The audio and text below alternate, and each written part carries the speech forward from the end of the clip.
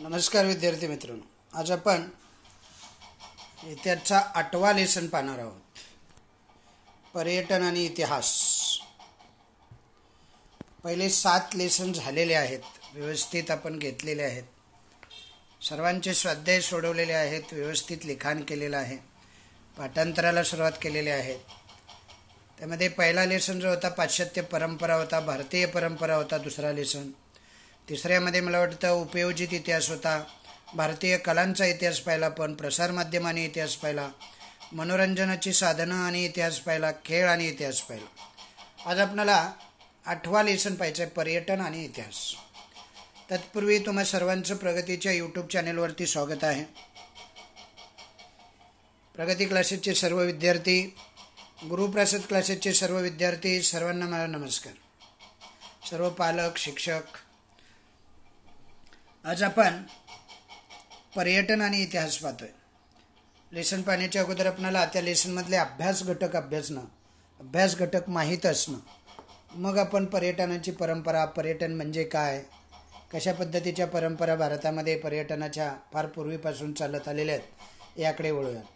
त्याच्या अगोदर आपण एक एक करून अभ्यास घटक कोणकोणते आहेत बघा. आपल्याला या लेसनमध्ये 5 अभ्यास घटक अभ्यासाचे आहेत. त्यातला एक आहे पर्यटनाची परंपरा. म्हणजे थोडक्यात काही की पर्यटनाची परंपरा नवीन आहे, जुनी आहे, कधीपासून चालत आलेली आहे, कशा पद्धतीने चालत होती, वगैरे वगैरे. नंतर आपल्याला पर्यटनाचे वेगवेगळे प्रकार पाहायचे आहेत. म्हणजे पर्यटनाचे कोणकोणते प्रकार आहेत, कोणकोणत्या प्रकारे पर्यटन केलं जातं.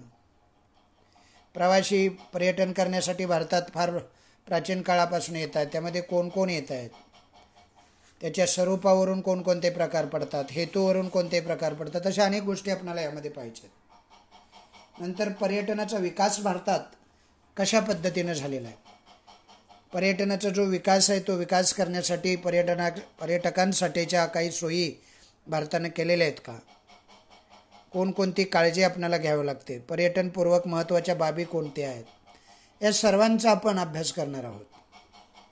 नंतर आपण 4थ्या अभ्यास घटकाकडे वळणार आहे, ऐतिहासिक स्थळाचे जतन आणि संवर्धन. यामध्ये आपला वारशाचं जतन, कशा पद्धतीनं जतन केलं जातं, वारसा म्हणजे काय, वारसा कसा सांभाळला जातो.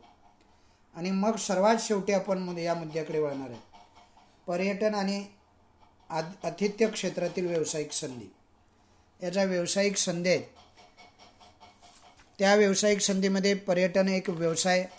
नंतर परदेशी पर्यटकापासून आपल्याला कोणकोणते फायदे मिळतात, रोजगाराच्या संधी कोणकोणते उपलब्ध होतात, मुसाफिरी म्हणजे हेरिटेज वॉक काय असतं, अशा अनेक गोष्टीचा यामध्ये आपल्याला अभ्यास करावा लागणार आहे. पर्यटन महामंडळाची स्थापना कधी झालेली आहे, कशासाठी झालेली आहे, महाराष्ट्रातील पर्यटनाचा विकास करण्यासाठी पर्यटन स्थळं कोणकोणते आहेत, लेणी असतील, देवस्थाने असतील, थंड हवेची ठिकाणं असतील, धरणं असतील, ऐतिहासिक ठिकाणं असतील, अभयारण्य असतील, या सर्वांचा आपल्याला अभ्यास पाहायचा आहे या लेसनमध्ये. असे हे 5 अभ्यास घटक आहेत. एक आहे पर्यटनाची परंपरा, दुसरा प्रकार, तिसरा विकास, ऐतिहासिक स्थळं, जतन आणि संवर्धन, आणि 5वा आहे पर्यटन आणि आतिथ्य क्षेत्रातील व्यावसायिक संधी. अरे यार. तर हे झाले अभ्यास घटक. किती अभ्यास घटक अभ्यासायचे आहेत? एकूण आपल्याला 5 अभ्यास घटक अभ्यासायचे आहेत.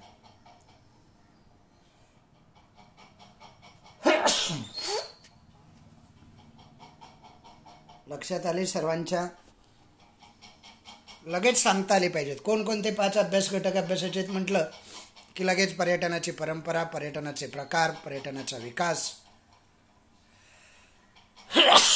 नंतर ऐतिहासिक स्थळांचं जतन आणि संवर्धन, पर्यटन आणि आतिथ्य क्षेत्रातील व्यावसायिक संधी, अशा वेगवेगळ्या अभ्यास घटकांबद्दल आपल्याला यामध्ये माहिती घ्यायची आहे.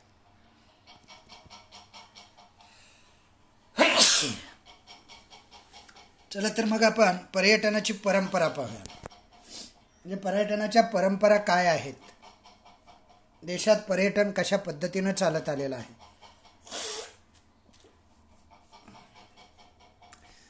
आपल्या देशामध्ये पर्यटनाची जी परंपरा आहे, पहिला अभ्यास घटक आपण पाहतोय तो म्हणजे आपल्या देशाची पर्यटनाची परंपरा. आपल्या देशामध्ये पर्यटनाची जी परंपरा आहे ती फार प्राचीन काळापासून चालत आलेली आहे. तीर्थक्षेत्रांना भेट देणं, स्थानिक जत्रा यात्रांना जाणं, विद्याभ्यासासाठी दूरच्या प्रदेशात जाणं, व्यापारासाठी जाणं, या सर्व निमित्ताने पूर्वी पर्यटन घडून येत असेच. सारांश असा आहे, थोडक्यात सांगायचं झालं तर मानवाला खूप वर्षापासून फिरण्याची आवड आहे. आणि पर्यटनाची जर तुम्ही व्याख्या पाहिली, विशिष्ट हेतूनं दूरच्या स्थळाला भेट देण्यासाठी केला जाणारा जो प्रवास असतो, म्हणजे हेतुपूर्वक हा प्रवास, पर्यटनाचा हा जो प्रवास असतो तो हेतुपूर्वक केला जातो. दूरवरच्या स्थळांना विशिष्ट हेतूनं भेट दिली जाते, तेव्हा पर्यटन घडून येतं. आणि या पर्यटनाची जी परंपरा आहे ती परंपरा आपल्याला फार प्राचीन काळापासून आहे. जसं की प्राचीन लोक वेगवेगळ्या तीर्थक्षेत्रांना भेट देत होते, नंतर स्थानिक जत्रांना यात्रांना जात होते, नंतर विद्याभ्यासासाठी दूर जात होते, वेगवेगळ्या प्रदेशात जात होते, व्यापारासाठी जात होते. असे अनेक उद्देश डोळ्यासमोर ठेवून आपले पूर्वज जे होते ते पूर्वज वेगवेगळ्या ठिकाणांना भेटी देताना आपण पाहिलं. अशा पद्धतीचं हे पर्यटन फार पूर्वीपासून घडून येतं. थोडक्यात सांगायचं तर मानवाला फिरण्याची जी आवड आहे ती फार पूर्वीपासून प्राचीन आहे. त्यानंतर खाली माहीत आहे का तुम्हाला मध्ये काय दिलंय पहा. तर माहीत आहे का तुम्हाला मध्ये बौद्ध वाङ्मय जे आहे ते बौद्ध वाङ्मय लोकांच्या उद्बोधनासाठी, म्हणजे बौद्ध वाङ्मयामध्ये लोकांच्या उद्बोधनासाठी स्वतः गौतम बुद्धांनी भारतामध्ये अनेक प्राचीन शहरांना भेटी दिल्याचा उल्लेख आहे. स्वतः गौतम बुद्ध आहेत, त्या गौतम बुद्धांनी अनेक प्राचीन स्थळांना भेटी दिलेल्या आहेत पहा. बौद्ध भिक्खूंना सतत भ्रमण करत राहणे आवश्यक असे. हे जे बौद्ध भिक्खू आहेत, धर्माचा प्रसार करण्यासाठी त्यांना सतत फिरत राहणं आवश्यक होतं. तसंच जैन धर्मामध्ये जे जैन मुनी असतात, हे जैन मुनी आणि साधू हेही सतत भ्रमण करत असतात आपापल्या धर्माचा प्रसार करण्यासाठी, धार्मिक कामांसाठी.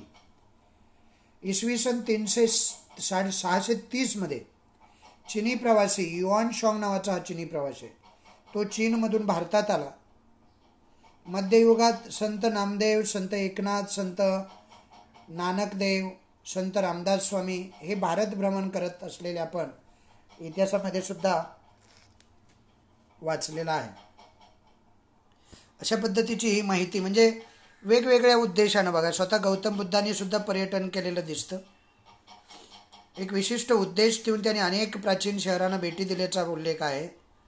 बौद्ध भिक्खूसुद्धा सतत भ्रमण करत असतात. जैन मुनी, साधू हेही भ्रमण करताना आपल्याला आपण पाहतो. म्हणजे थोडक्यात काय आहे, या माहितीवरून आपल्याला असं दिसतं की फार पूर्वीपासून हे विशिष्ट उद्देशानं साधू, संत, मुनी, भिक्खू हे एका ठिकाणाहून दुसऱ्या ठिकाणी जात असतात. नंतर एक घटनाही सांगितलेली आहे बघा. युआन शॉंग नावाचा चीनमधून भारतात आलेला एक प्रवासी इसवी सन 630 मध्ये हा भारतात आला. आणि मध्ययुगामध्ये सुद्धा संत नामदेव, संत एकनाथ, संत नानकदेव, संत रामदास स्वामी यांनी विशिष्ट उद्देशानं भारत भ्रमण केलेलं आपण पाहतो. त्यानंतर आपल्याला पाहायचं आहे पर्यटन म्हणजे काय. पर्यटनाची जी परंपरा आहे ती झाल्यानंतर या पर्यटनाच्या परंपरेमध्ये आपल्याला पर्यटनाचा अर्थ आणि पर्यटनाची परंपरा कशा पद्धतीनं फार प्राचीन काळापासून चालत आलेले आहे ते आपण पाहिलं. आता आपल्याला अर्थ पाहायचा आहे बघा. दूरवरच्या स्थळांना विशिष्ट हेतूने बघा, व्याख्या लक्षात ठेवा. पर्यटन म्हणजे काय म्हटलं तर लगेच सांगता आलं पाहिजे. विचारतील नाही विचारतील, पण किमान आपल्याला लेसन शिकल्यानंतर पर्यटन म्हणजे काय एवढं तरी सांगता आलं पाहिजे की नाही. बघा, पर्यटन म्हणजे दूरवरच्या स्थळांना विशिष्ट हेतूनं काय करायचं, भेट देण्यासाठी केलेला प्रवास म्हणजे पर्यटन. 19व्या शतकाच्या उत्तरार्धामध्ये थॉमस कुकने 600 लोकांची लिस्टर ते लाफबरो अशी रेल्वे सहल आयोजित केलेला आपण पाहतो. एक रेल्वे सहल आयोजित केलेली आपण पाहिली 19व्या शतकामध्ये. 600 लोकांची ही रेल्वे सहल होती. पूर्ण युरोपची भव्य वर्तुळाकार सहल, पूर्ण युरोप खंड आणि त्या युरोपची भव्य अशी वर्तुळाकार सहल यशस्वीपणे घडवून आणलेली आहे. थॉमस कुकने 600 लोक बरोबर घेतलेले आहेत आणि त्यांनी पर्यटन केलेलं आहे. कुकनेच पर्यटक तिकिटे विकण्याची एजन्सी व्यवसाय सुरू केला आणि त्यातून आधुनिक पर्यटन सुरू झालं. समजतंय? अशा पद्धतीनं या पर्यटनाचा जो अर्थ आहे विशिष्ट उद्देशानं एका ठिकाणाहून दुसऱ्या ठिकाणी प्रवास करणं असं आहे. एक सुंदर उदाहरणही दिले बघा. 19व्या शतकामधलं हे उदाहरण आहे.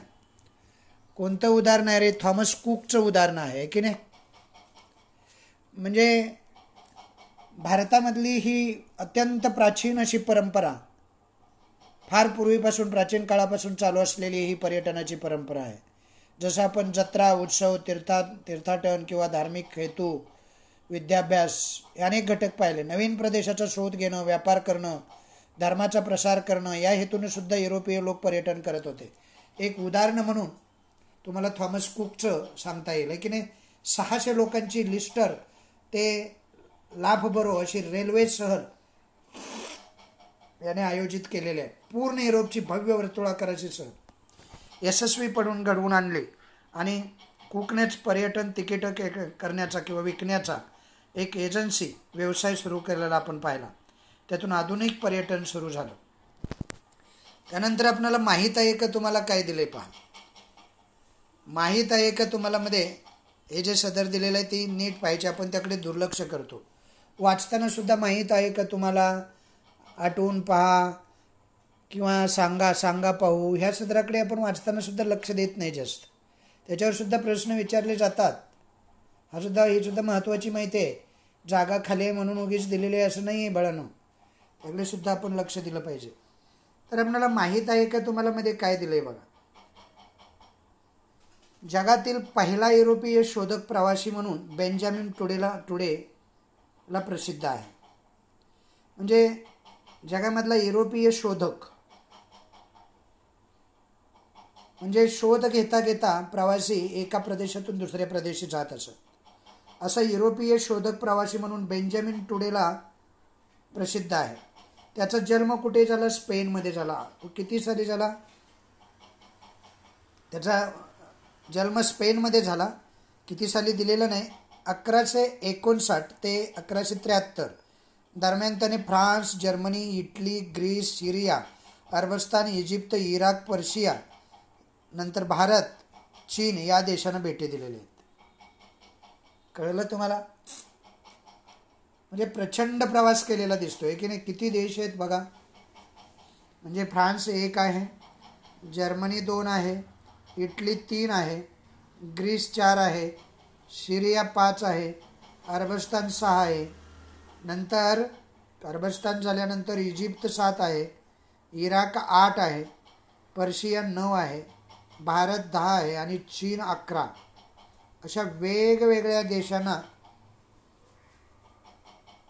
हा जो युरोपीय शोधक प्रवासी आहे बेंजामिन टुडे यानं भेट दिलेली आपण पाहतो. म्हणजे केवढा प्रचंड प्रवास केलेला आहे बघा. काहीतरी उद्देश ठेवून त्याने आपल्या प्रवासादरम्यानचे अनुभव दैनंदिनीमध्ये लिहून ठेवलेले आहेत आणि ही दैनंदिनी इतिहासाचा महत्त्वाचा दस्तावेज म्हणून आज रोजी आपण इतिहासाचा अभ्यास करताना त्याचा वापर करत असतो. नंतर दुसरं एक उदाहरण दिलेलं आहे पहा. दुसरं उदाहरण कोणतं आहे? Marco Polo. कोणतं उदाहरण आहे? Marco Polo. 13व्या शतकातील मार्को पोलो या इटालियन प्रवाशानं, कितव्या शतकामध्ये? 13व्या शतकामध्ये. आता 13वं शतक म्हटल्यानंतर तुमच्या लक्षात यायला पाहिजे की या वेळेला प्रवासासाठी अजिबात सोयी नव्हत्या. प्रवासाच्या सोयी फार कमी होत्या. आत्ताच्यासारखं जग नव्हतं. तो काळ जर 13व्या शतकातला डोळ्यासमोर आणला तर मग तुम्हाला वाटेल हे 10-12 देशामध्ये कसे फिरले, कसे गेले असतील आणि केवढी भयानक ही गोष्ट आहे, एवढी धाडशी गोष्ट आहे असं तुमच्या लक्षात येईल. 13व्या शतकामध्ये मार्को पोलो या इटालियन प्रवाशानं, हा जो मार्को पोलो आहे तो मार्को पोलो इटालियन प्रवासी आहे. या प्रवाशानं आशिया खंड आणि विशेषतः चीनची ओळख युरोपला करून दिलेली आहे. युरोप आणि आशिया खंड या दोन्हीमध्ये सहसंबंध जोडलेले आहेत मार्को पोलो यांनी. तो 17 वर्ष चीनमध्ये राहिलेला येऊन. इटलीचा हा प्रवासी जवळजवळ 17 वर्ष चीनमध्ये येऊन राहिला आणि आशियातील निसर्ग, आशिया खंडातला जो निसर्ग आहे तो त्यानं डोळ्यानं पाहिला. आशिया खंडातलं समाज जीवन, सांस्कृतिक जीवन आणि व्यापार यांची ओळख त्याने जगाला करून दिली. त्यातून युरोप आणि आशिया यांच्यात संवाद आणि व्यापार सुरू झाल्याचं आपण पाहतो. म्हणजे पर्यटन हे काय फक्त मनोरंजनासाठी आणि विरंगुळ्यासाठी नसतं. पर्यटनाचे अनेक उद्देश असते. जसे आपण पाहिलं, तीर्थक्षेत्रांना भेटी देणं, व्यापारासाठी प्रवास करणं, जत्रा यात्रांना जाणं, अभ्यासासाठी जाणं, हे आपण पाहिलेले आहेत, आहे की नाही. यातून अभ्यास होत असतो, जगाची ओळख होते, सहसंबंध जोडले जातात, व्यापार सुरू होतात. अनेक गोष्टी या पर्यटनामध्ये आपल्याला पाहायला मिळतात. अशा पद्धतीनं मार्को पोलो आणि पहिला जो प्रवासी होता ज्याने जवळजवळ 12 देशामध्ये, बेंजामिन टुडे आणि मार्को पोलो या 2 प्रवाशांचा आपण उदाहरणं पाहिली. प्रचंड मोठं पर्यटन जगाच्या समोर यांनी ठेवलेलं आहे.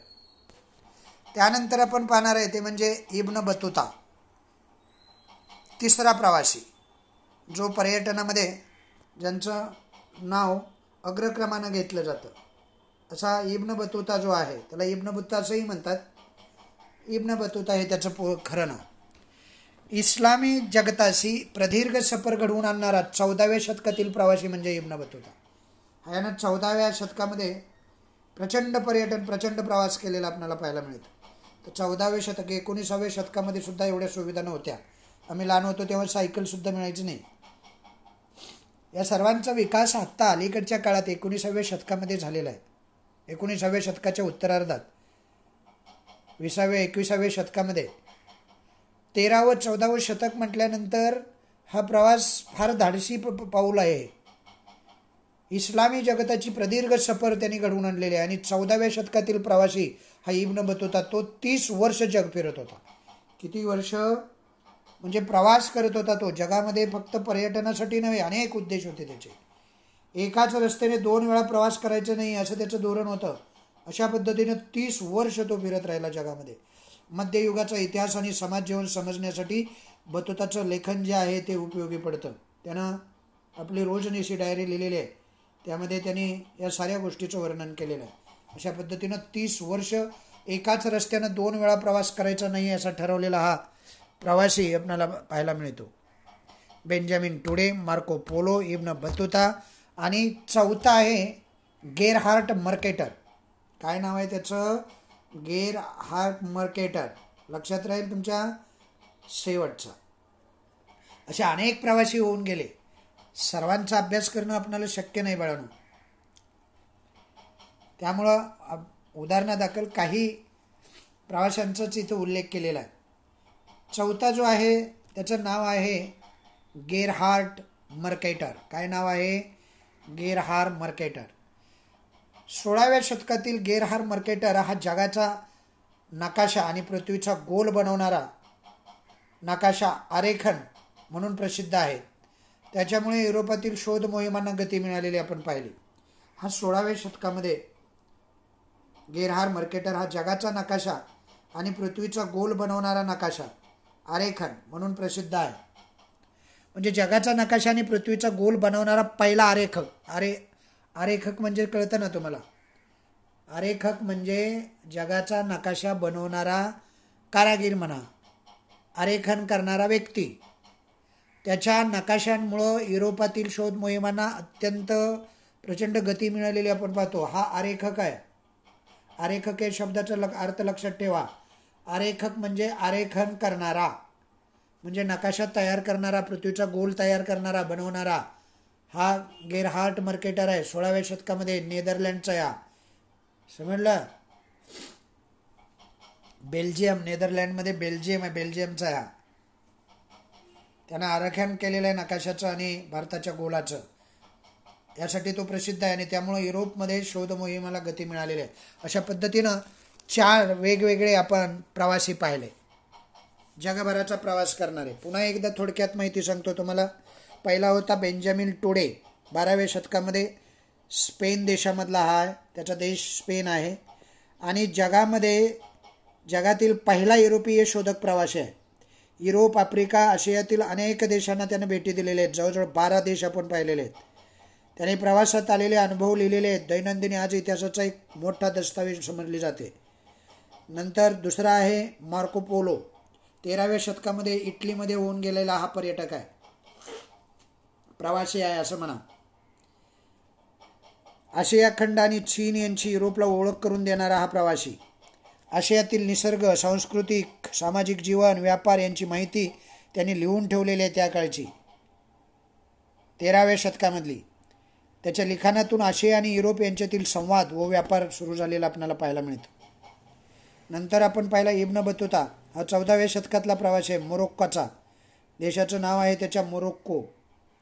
एकाच रस्त्याने 2 वेळा प्रवास न करता 30 वर्ष सतत इस्लामी जगतात सफर करणारा हा प्रवासी आहे. त्याने लिहिलेले प्रवासातील अनुभव मध्ययुगाचा इतिहास आणि समाजजीवन समजण्यासाठी, अभ्यासासाठी वापरले जातात. आणि चौथा आपण पाहिला गेरहार्ट मर्केटर. 16व्या शतकातला हा प्रवासी, नेदरलँड, बेल्जियमचा आहे. जगाचा नकाशा आणि पृथ्वीचा गोल बनवणारा हा आरेखक म्हणून त्याची ओळख आहे. त्याच्या नकाशामुळे युरोपातील शोध मोहिमांना गती मिळालेली आपण पाहिली. अशा पद्धतीनं पर्यटन, पर्यटनाचा अर्थ, पर्यटनाची परंपरा आणि वेगवेगळे पर्यटक आपण पाहिले. आता आपल्याला पुढच्या मुद्द्याकडे वळायचं आहे. त्याच्या अगोदर अजून एक कॉलम दिलेला आहे बघा, तुम्हाला माहीत आहे का म्हणून. ती माहिती घ्या आणि मग पुढे जाऊया. तीर्थक्षेत्र जे आहेत, आता ही जी तीर्थक्षेत्र आहेत त्या तीर्थक्षेत्रांना सुद्धा तीर्थयात्रेसाठी म्हणा, तीर्थयात्रेसाठी देशाच्या एका टोकापासून दुसऱ्या टोकापर्यंत पायी प्रवास करण्याची परंपरा भारतामध्ये फार प्राचीन काळापासून आहे. आपल्या पंढरीची वारी जी आहे, आषाढी आणि कार्तिक वारी, तो त्यातलाच एक प्रकार आहे. हे धार्मिक पर्यटनच आहे एक प्रकारचं. तीर्थयात्रेसाठी देशाच्या एका टोकापासून दुसऱ्या टोकापर्यंत पायी प्रवास करण्याची ही परंपरा भारतामध्ये फार पूर्वीपासून प्रचलित होती. महाराष्ट्रातून उत्तरेकडे अयोध्येपर्यंत आणि त्या ठिकाणाहून अयोध्येपासून पुन्हा महाराष्ट्रापर्यंत प्रवासाचं वर्णन विष्णू भट्ट गोडसे यांनी लिहून ठेवलेलं आहे. म्हणजे अयोध्येपर्यंत लोक पायी चालत जायचे, पुन्हा अयोध्येतून परत माघारी फिरायचे. हे वर्णन लिहून ठेवलेलं आहे महाराष्ट्रातल्या लोकांचं. माझा प्रवास हे त्यांच्या वर्णनपर पुस्तक आहे. प्रवास वर्णनाच्या पुस्तकाचं नाव आहे माझा प्रवास. या पुस्तकाचं वैशिष्ट्य म्हणजे विष्णू भट्टांनी हा प्रवास 1857च्या स्वातंत्र्य संग्रामाच्या काळात केलेला आहे आणि या स्वातंत्र्य संग्रामासंबंधीच्या अनेक गोष्टीचे ते प्रत्यक्ष साक्षीदार आहेत असं मानलं जातं. अत्यंत महत्त्वाच्या गोष्टी आहेत बघा. म्हणजे तीर्थक्षेत्रासाठी पायी प्रवास करण्याची ही परंपरा महाराष्ट्रातून अयोध्येपर्यंत आणि पुन्हा तेथून महाराष्ट्रापर्यंतचं प्रवासाचं वर्णन विष्णू भट्ट या गोडसे यांनी केलेलं आहे. त्यांचं पुस्तक आहे माझा प्रवास.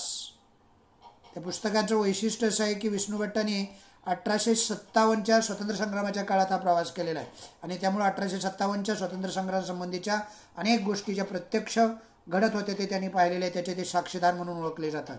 त्यामुळे स्वातंत्र्य संग्रामाचे आणि विशेषतः राणी लक्ष्मीबाई यांच्या जीवनाविषयीचे अनेक तपशील त्यामध्ये आपल्याला पाहायला मिळतात. कळलं? अत्यंत महत्त्वाची माहिती आहे. म्हणजे प्रवास करत असताना त्यांनी जो प्रवास केला तो 1857च्या स्वातंत्र्य संग्रामाच्या काळात केला असं म्हटलं जातं. त्यांनी त्याचं वर्णन त्या पुस्तकामध्ये माझा प्रवास या पुस्तकामध्ये केलेलं आहे. स्वातंत्र्य संग्रामासंबंधीच्या अनेक गोष्टीचे प्रत्यक्ष साक्षीदार आहेत ते. विशेषतः राणी लक्ष्मीबाई आणि स्वातंत्र्य संग्राम, राणी लक्ष्मीबाई यांच्या जीवनविषयक अनेक तपशील आपल्याला त्यांच्या त्या पुस्तकातून माझा प्रवासमधून समजतात. इतकंच नाही तर 18व्या शतकातील मराठी भाषेचे स्वरूपही आपल्याला समजते. मराठी भाषा कशी होती, काय होते, हे पुस्तक तत्कालीन इतिहासाचं एक महत्त्वाचं साधन समजण्यात येतं. कुणी लिहिलेलं हे पुस्तक सांगा बघू? विष्णू भट्ट गोडसे. नाव काय आहे पुस्तकाचं? माझा प्रवास. कधी लिहिलेलं आहे? 1857च्या स्वातंत्र्य संग्रामाच्या काळात. त्यामुळं अनेक गोष्टींचं ते साक्षीदार मानले जातात. राणी लक्ष्मीबाई यांच्या जीवनविषयक अनेक तपशील आपल्याला त्यांच्या पुस्तकातून समजतात. एवढंच नाही तर 18व्या शतकातील मराठी भाषेचे स्वरूपही समजते. हे पुस्तक म्हणजे तत्कालीन इतिहासाचा अभ्यास करण्याचं एक महत्त्वाचं साधन समजण्यात येतं. ओके. नंतर आपण दुसऱ्या मुद्द्याकडे वळूया. कोणता दुसरा मुद्दा आहे रे? पर्यटनाचे प्रकार. कोणता मुद्दा आहे? पर्यटनाचे प्रकार. विष्णू भट्ट गोडसेबद्दल तुम्हाला तंतोतंत माहिती असली पाहिजे. विचारलं की सांगता आलं पाहिजे. महाराष्ट्र ते अयोध्या असा परतीसह प्रवास करणाऱ्या विष्णू भट्ट गोडसे यांनी माझा प्रवास या पुस्तकामध्ये आलेले अनुभव लिहून ठेवलेले आहेत. ते अनुभव सांगता आले पाहिजेत. 1857च्या स्वातंत्र्य संग्रामाच्या काळात ते प्रत्यक्ष साक्षीदार आहेत. त्यामुळे स्वातंत्र्य संग्रामात राणी लक्ष्मीबाई यांच्या जीवनाविषयी त्यांनी तपशीलवार लिहिलेला आहे. त्यांच्या लेखनातून 19व्या शतकातील मराठी भाषेचं स्वरूप कसं होतं तेही आपल्याला समजतं. आणि हा माझं प्रवास हे जे पुस्तक आहे तत्कालीन इतिहासाचं एक महत्त्वाचं साधन आहे. अशा काही महत्त्वाच्या गोष्टी आपल्याला यातून कळतात, ते आपल्याला सांगता आल्या पाहिजेत. आता आपल्याला पर्यटनाचे प्रकार दुसऱ्या अभ्यास घटकाकडे वळायचं आहे. या लेसनमधला दुसरा अभ्यास घटक काय अभ्यास घटक आहे? दुसरा पर्यटनाचे प्रकार. बघा, आधुनिक काळामध्ये पर्यटन हा एक स्वतंत्र असा स्थानिक, आंतरराष्ट्रीय, राष्ट्रीय आणि आंतरराष्ट्रीय व्यवसाय झालेला आहे. आंतरराज्यीय, आंतरराष्ट्रीय, राष्ट्रीय, स्थानिक असा एक स्वतंत्र व्यवसाय आहे. पर्यटन हा फार प्रचंड मोठा व्यवसाय आहे, तुम्हालाही माहीत असू द्या. एखाद्याला या पर्यटन व्यवसायामध्ये जर करिअर करायचं असेल तर सुंदर व्यवसाय हा. पुढे राष्ट्रीय, आंतरराष्ट्रीय व्यवसाय तो आंतरराज्यीय, स्थानिक असा स्वतंत्र व्यवसाय झालेला आहे. देशातील आणि परदेशातील पुरावस्तू म्हणजे पुरातन वस्तू, इतिहास प्रसिद्ध आणि निसर्गरम्य स्थळे, प्राचीन कलानिर्मिती केंद्रे, तीर्थक्षेत्रे, औद्योगिक आणि इतर प्रकल्प या सर्वांना भेटी देणे हे पर्यटनामागील मुख्य प्रेरणा असते. मग तुम्हाला विचारतील पर्यटनामागील मुख्य प्रेरणा काय, तेव्हा तुम्हाला सांगता आलं पाहिजे की नाही? काय सांगता आलं पाहिजे? एक आहे, सांगा बघू, देशातील आणि परदेशातील पुरावस्तू. दुसरा आहे इतिहास प्रसिद्ध व निसर्गरम्य स्थळांना भेट देणं.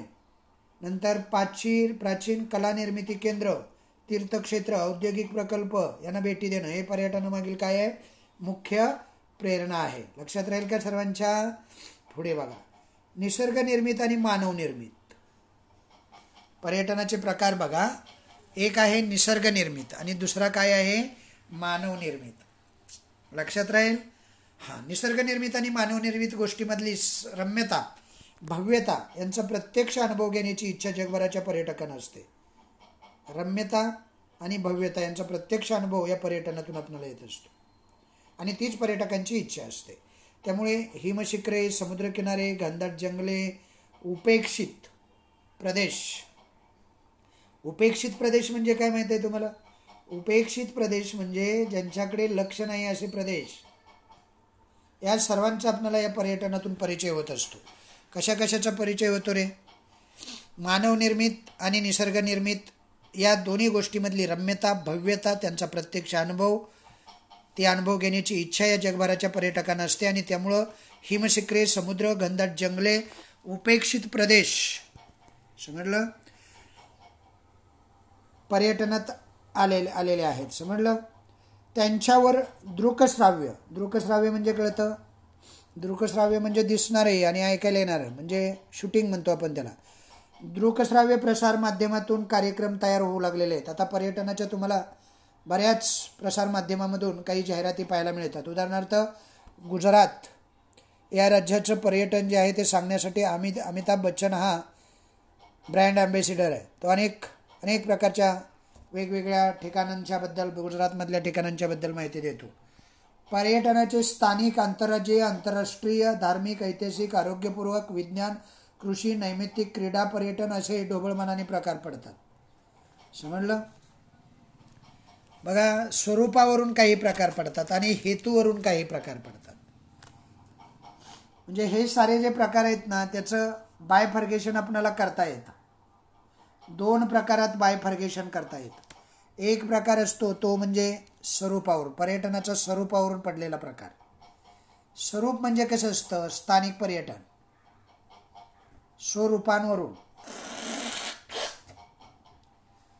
स्वरूपांवरून एक प्रकार झाला.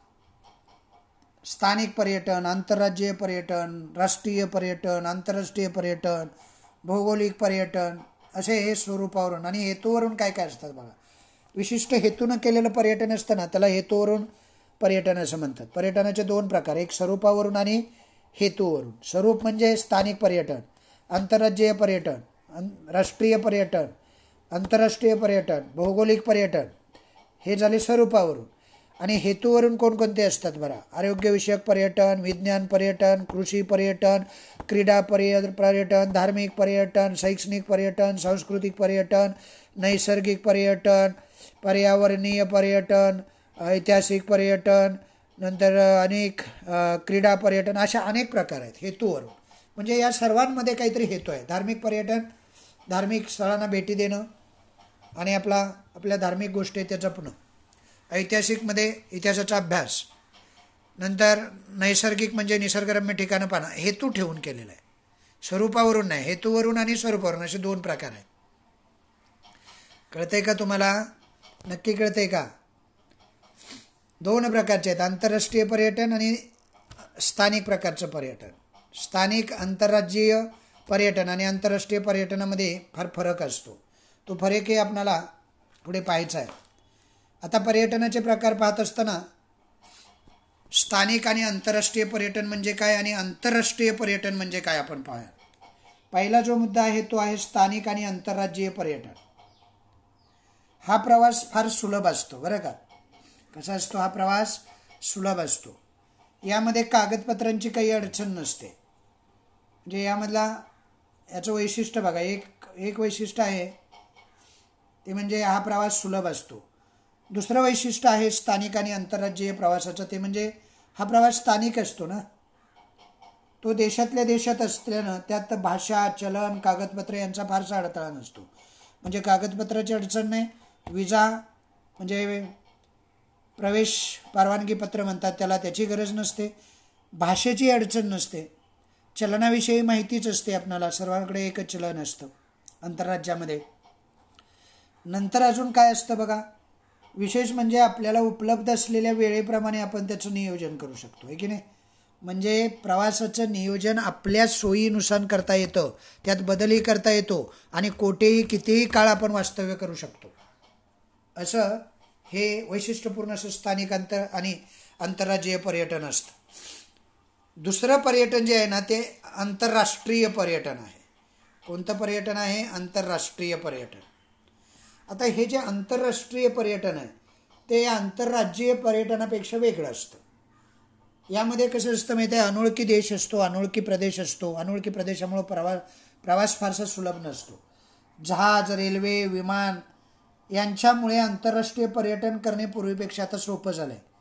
जहाजामुळे समुद्रकिनाऱ्यावरचे देश जोडले गेलेले आहेत, समजलं. नंतर रेल्वेच्या रुळाने सुद्धा युरोप जोडला गेलेला आहे. विमानाने जग जवळ आलेलं आपण पाहिलेलं आहे. आर्थिक उदारीकरण झालेलं आहे. भारतातून परदेशात जाणाऱ्यांची आणि परदेशातून भारतात येणाऱ्यांची संख्या आता खूप वाढलेली आहे. अभ्यास, विरंगुळा, स्थलदर्शन, व्यावसायिक कामं, बैठका, करार मदार इत्यादी, चित्रपटाचे चित्रीकरण यासारख्या कामासाठी विदेशात जाणाऱ्यांच्या संख्या आपल्याला वाढलेल्या दिसतात.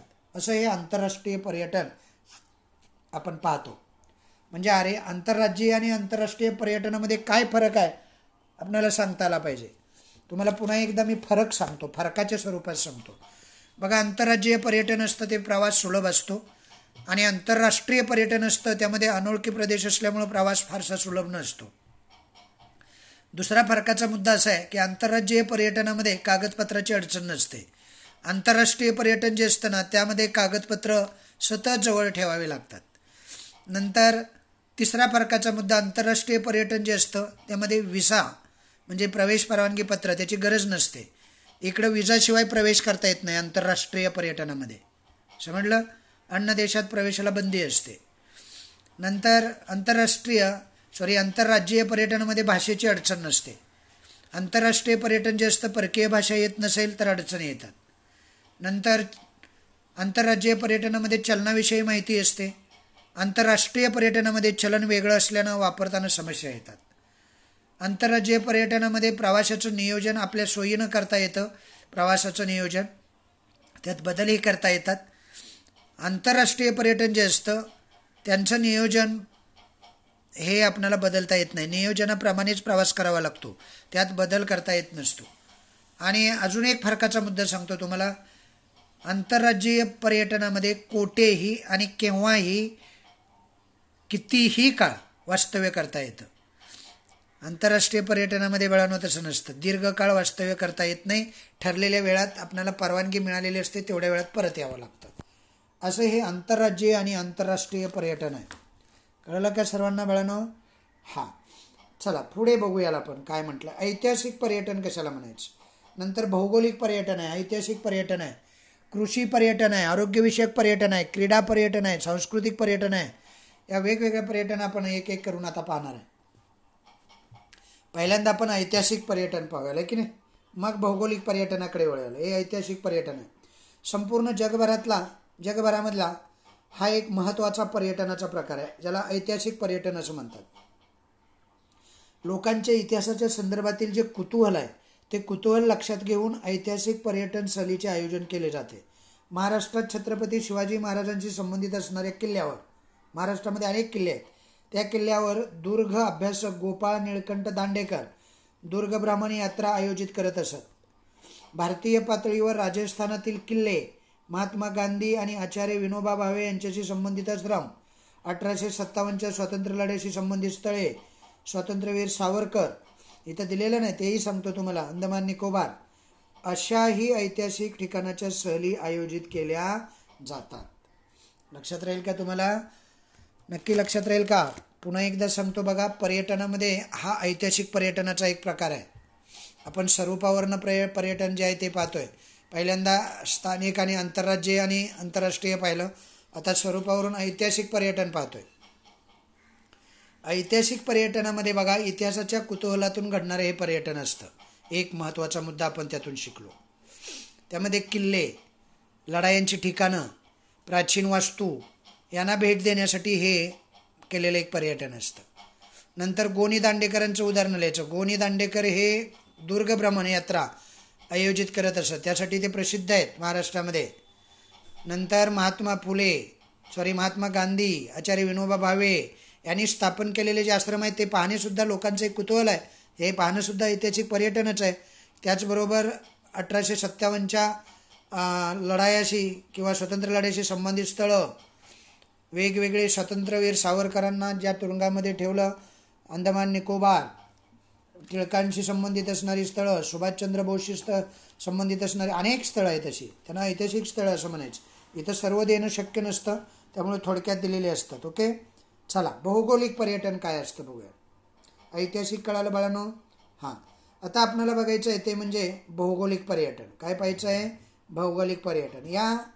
यात विविध भौगोलिक वैशिष्ट्ये निरीक्षणासाठी पर्यटन केलं जातं. भौगोलिक वैशिष्ट्यांचं निरीक्षण, त्यासाठी केलेलं जे पर्यटन असतं त्याला भौगोलिक पर्यटन असं म्हणतात. उदाहरणार्थ अभयारण्य असतात, व्हॅली असते, व्हॅली ऑफ फ्लॉवर्स आहे, उत्तराखंडामध्ये आहे व्हॅली ऑफ फ्लॉवर्स, माहीत असू द्या. नंतर वेगवेगळे समुद्रकिनारे आहेत. ही सारी भौगोलिक ठिकाणं आहेत, भौगोलिक आणि वैशिष्ट्यपूर्ण स्थळ आहेत. जर तुम्ही एक एक स्थळ पाहायला गेलात ना, तर तुम्हाला फार आश्चर्य वाटेल, विशेष वाटेल. म्हणजे आपल्याच देशामध्ये असणारी ही भौगोलिक स्थळं आपल्याला आजपर्यंत का माहीत नव्हती, किंवा आपण ती पाहायला पाहिजेत. अशा पद्धतीचा एक तुम्हाला या पर्यटनाबद्दल थोडीशी जाण निर्माण होईल. त्यामध्ये लोणार सरोवर पाहण्यासारखं आहे. नंतर निघोज या ठिकाणी रांजणखळगे, ही पाहण्यासारखी आहेत सारी, ही भौगोलिक ठिकाणे आहेत. भौगोलिक पर्यटनामध्ये या सर्वांचा समावेश केला जातो. त्यातील अनेक स्थळांमधील निसर्गाचे अवलोकन करावे या इच्छेपोटी आणि कुतूहलापोटी अनेक पर्यटक तेथे जात असतात. उदाहरणार्थ आपल्या ठिकाणी, आपल्या महाराष्ट्रामध्ये व्हॅली ऑफ फ्लॉवर्स आहे ना, तशाच पद्धतीचं एक सातारा जिल्ह्यामध्ये एक कास पठार नावाचं एक पठार आहे. तुम्हाला कदाचित माहीत असेल किंवा ऐकलं असेल किंवा नसेल. कास पठार नावाचं हे जे पठार आहे त्यावरती जवळजवळ 700-800 प्रकारची फुलं येतात. ती कुणीही लावलेली नाहीत किंवा काय नाही, देश परदेशातली ही फुलं आहेत. आणि इतका सुंदर देखावा, अशा पद्धतीनं हे भौगोलिक पर्यटन असतं. इकडे चित्रामध्ये तुम्ही जर भौगोलिक पर्यटनाच्या खाली एक पिक्चर दिलेला आहे बघा, व्हॅली ऑफ फ्लॉवर्स, बघितलं तुम्ही? व्हॅली ऑफ फ्लॉवर्स हे कुठं आहे रे? उत्तराखंडामध्ये आहे. अशा कितीतरी व्हॅलीज देश परदेशामध्ये आहेत. म्हणजे आकर्षक फुलांनी नटलेल्या रंगीबेरंगी दृश्य पाहिलं व्हॅली ऑफ फ्लॉवरचं, अतिशय सुंदर असं दृश्य, नयनरम्य असं दृश्य. हे भौगोलिक ठिकाण आहे. अशा पद्धतीची जी ठिकाणं असतात ती भौगोलिक कुतूहलापोटी अनेक पर्यटक तिथे जात असतात. अवलोकन करायचं असतं निसर्गांचं, तेथील अनेक स्थळांना भेटी द्यायची असतात, आहे की नाही. असं हे भौगोलिक पर्यटन असतं. कळालं का बाळांनो सर्वांना? पुन्हा एकदा सांगतो, भौगोलिक पर्यटन आहे ना, त्याला नैसर्गिक पर्यटन असं सुद्धा म्हणतात. जर नैसर्गिक पर्यटन म्हटलं तर गडबडून जायचं काही कारण नाही. काही करायचं, नैसर्गिक पर्यटन म्हटलं की मग आपण भौगोलिक पर्यटन आपल्याला आठवलं पाहिजे. म्हणजे भौगोलिक पर्यटन आणि नैसर्गिक पर्यटन या दोन गोष्टी एकच आहेत, हे लक्षात ठेवायचं. भौगोलिक पर्यटनाबद्दल थोडक्यात माहिती सांगतो. हे भौगोलिक नैसर्गिक पर्यटन म्हणून ओळखलं जातं. समुद्रकिनारे, पर्वतराजी, दर्या, नद्यांचे संगम, हिमशिखरे, अभयारण्य, जंगलं, अनेक गोष्टी असतात यात, आहे की नाही. या ठिकाणी माणसांना नेहमीच जायला आवडत असतं. ती ठिकाणं साथ घालत असतात. नंतर व्हॅली ऑफ फ्लावर्स, लोणारचं सरोवर, निगोजचं नैसर्गिक रांजणखळगे आहेत. हे पाहण्यासारखेसाठी माणसं जात असतात तिथे. ही भौगोलिक पर्यटन आहे. महाबळेश्वरसारखे थंड हवेचे ठिकाणं यांनाही पर्यटनात महत्त्वाचं स्थान दिलेलं आहे. माथेरान आहे, महाबळेश्वर आहे, कुलू मनाली आहे, मसूर आहे, अनेक गोष्टी, अनेक ठिकाणं आहेत भौगोलिक ठिकाणं. भारतामध्ये सुद्धा पर्यटकांना आकर्षित करणारे अशी ही अनेक ठिकाणे. त्यातलं एक इथं दिलेलं आहे, व्हॅली ऑफ फ्लावर्स. ओके, त्याच्या खाली बघा, माहीत आहे का तुम्हाला, असं एक सदर दिलेलं आहे, पाहिलं? हां, तर माहीत आहे का तुम्हाला मध्ये काय सांगितलं पहा. जगभरातील विविध समाजातील लोक अनेक ठिकाणी विखुरलेले असतात. वेगवेगळे समाज आणि वेगवेगळ्या ठिकाणी राहत असतात. त्यांच्यामध्ये प्रचलित असलेल्या पुराणकथा आणि पुराणकथाशी जोडली गेलेली भौगोलिक स्थळं. उदाहरणार्थ, ज्या कुरुक्षेत्रावरती पांडव आणि कौरवांच्या मध्ये युद्ध झालं, ते कुरुक्षेत्र हरियाणा दिल्लीच्या बॉर्डरवरती आहे. ते आपल्याला पाहावंसं वाटतं की नाही? बऱ्याच वेळेला ते आपल्याला पाहावंसं वाटतं. हे भौगोलिक ठिकाणांना भेटी आपण देत असतो.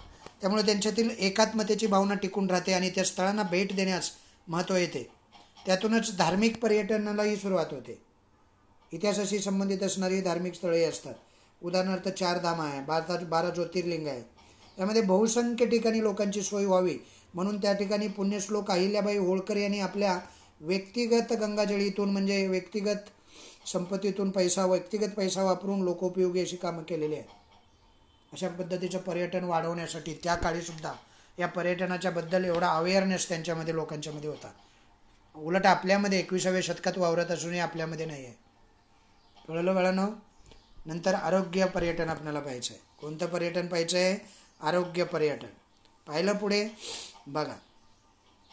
आता हे जे आरोग्य पर्यटन आहे, भारतामध्ये वैद्यकीय सेवा आणि सुविधा, भारतामधल्या ज्या वैद्यकीय सेवा आहेत आणि वैद्यकीय सुविधा आहेत, पाश्चात्यांच्या मते स्वस्त आणि दर्जेदार आहेत.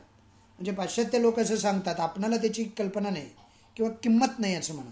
आपण आपल्या देशामध्ये पैसा असला की परदेशामध्ये जाऊन ट्रीटमेंट करतो.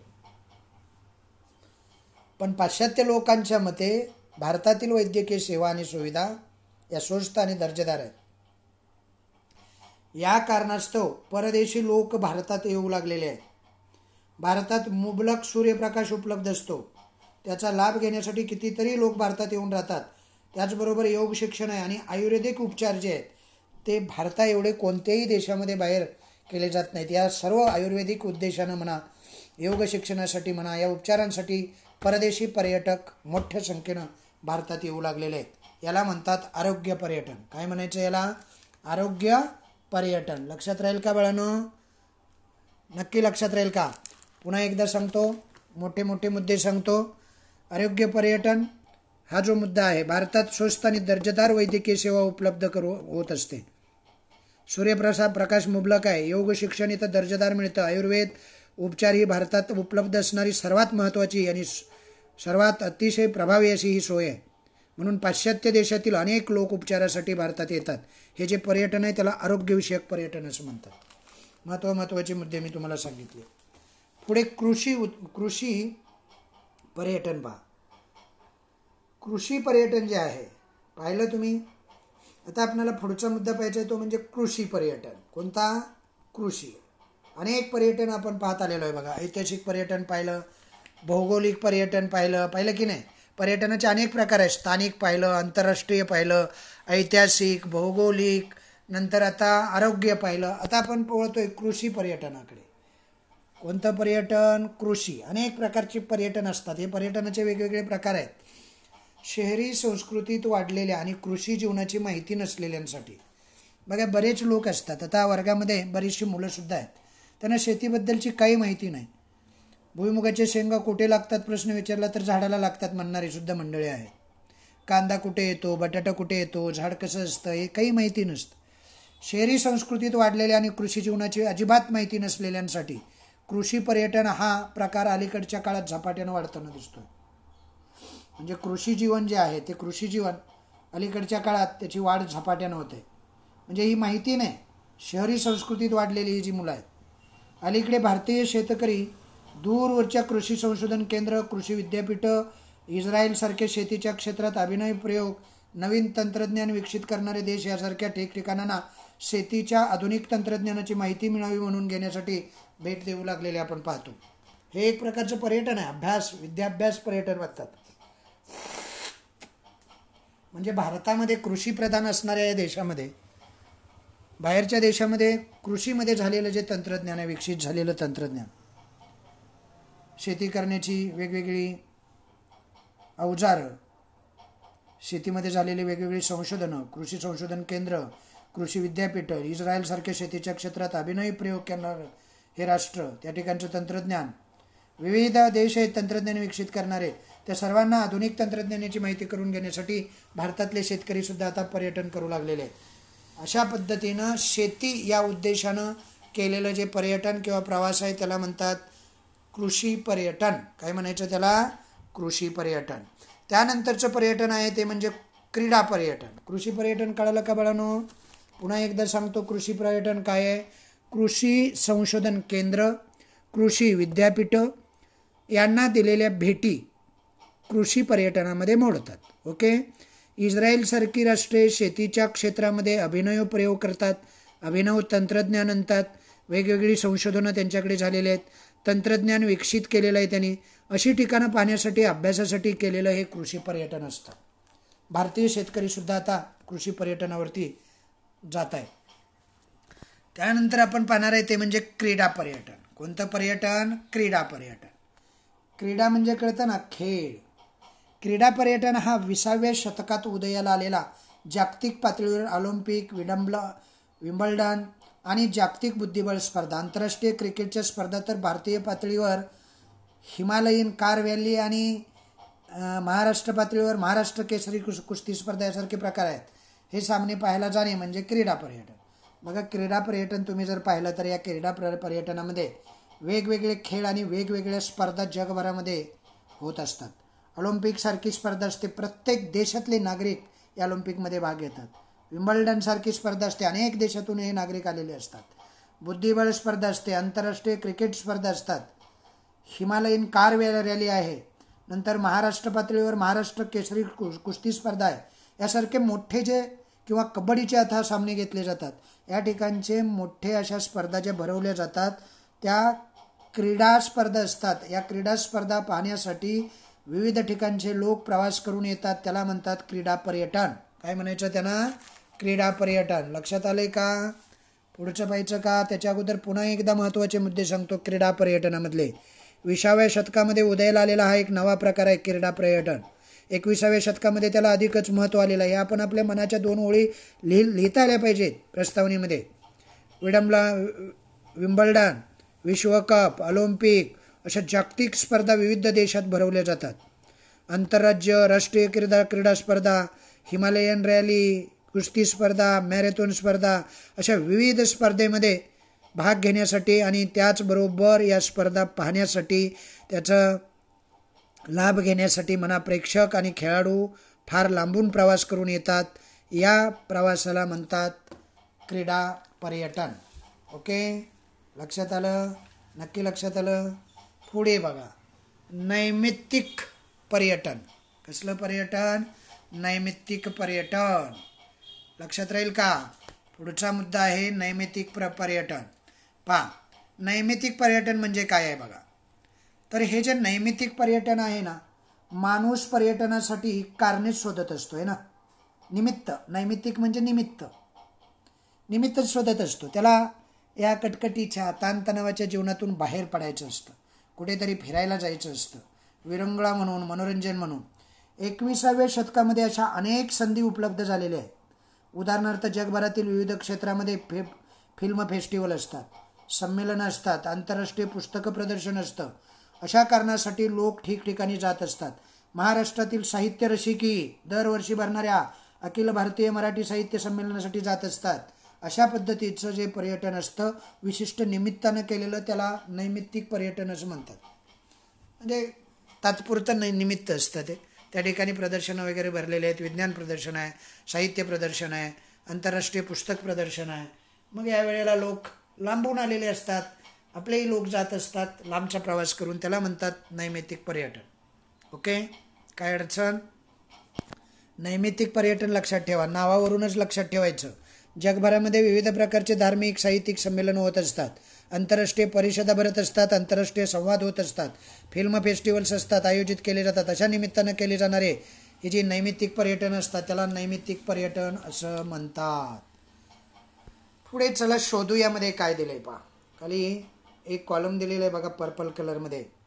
वरील प्रकाराव्यतिरिक्त विज्ञानविषयक पर्यटन, विज्ञानाचा अभ्यास करण्यासाठी सुद्धा वैज्ञानिक अनेक ठिकाणं असतात, वास्तू असतात, त्यांना भेट दिली जाते. विरंगुळ्यासाठी पर्यटन केलं जातं. नंतर सांस्कृतिक पर्यटन असतं. या सांस्कृतिक पर्यटनामध्ये सुद्धा अनेक घटक येत असतात, आपल्याला सहज सांगता आले पाहिजेत. विविध क्षेत्रातील संस्कृती, इतिहास, परंपरा समजून घेण्यासाठी हे पर्यटन केलेलं असतं.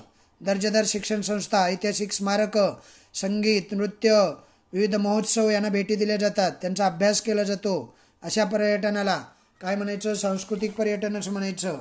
नंतर समूह पर्यटन असतं, सहली म्हणतात त्याला. या प्रकारची माहिती शिक्षकांनी आंतरजालाच्या नेटच्या मदतीनं घ्या. मी तुम्हाला बऱ्याच पर्यटनाची सांगितली, तुम्ही ती नेटवरून तुम्ही घेऊ शकता. ओके, अशा पद्धतीनं हे वेगवेगळे प्रकार होते पर्यटनाचे. या ठिकाणी प्रकार संपलेले आहेत. ओके, आता आपल्याला पाहायचं आहे ते म्हणजे पर्यटनाचा विकास. काय पाहायचं आहे आपल्याला? पर्यटनाचा विकास. देशी आणि परदेशी पर्यटकांचे उद्बोधन, म्हणजे देशी पर्यटक असोत किंवा परदेशी असो. उद्बोधन म्हणजे कळतं, अवेअरनेस म्हणजे जनजागृती म्हणतात त्याला. काय म्हणायचं? जनजागृती. लक्षात राहील का बाळांनो सर्वांच्या? हे उद्बोधन जे आहे ते सगळ्यात महत्त्वाचा मुद्दा आहे आणि त्या उद्देशानं, उद्बोधन करण्याच्या उद्देशानं हा पर्यटनाचा विकास केला जातो.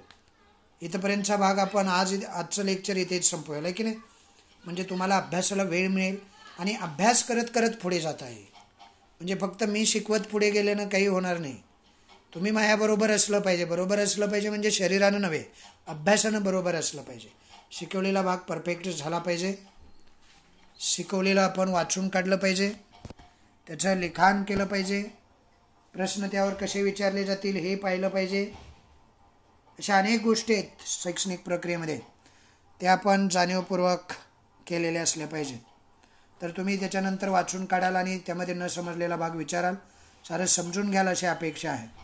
आजचं लेक्चर आपण इथं थांबूयाल. पुढच्या लेक्चरला पर्यटनाचा विकास, नंतर ऐतिहासिक स्थळाचं जतन आणि संवर्धन, आणि शेवटचा जो मुद्दा आहे पर्यटन आणि आतिथ्य क्षेत्रातील व्यावसायिक संधी, या गोष्टी आपण पुढच्या लेक्चरला पाहूया. धन्यवाद.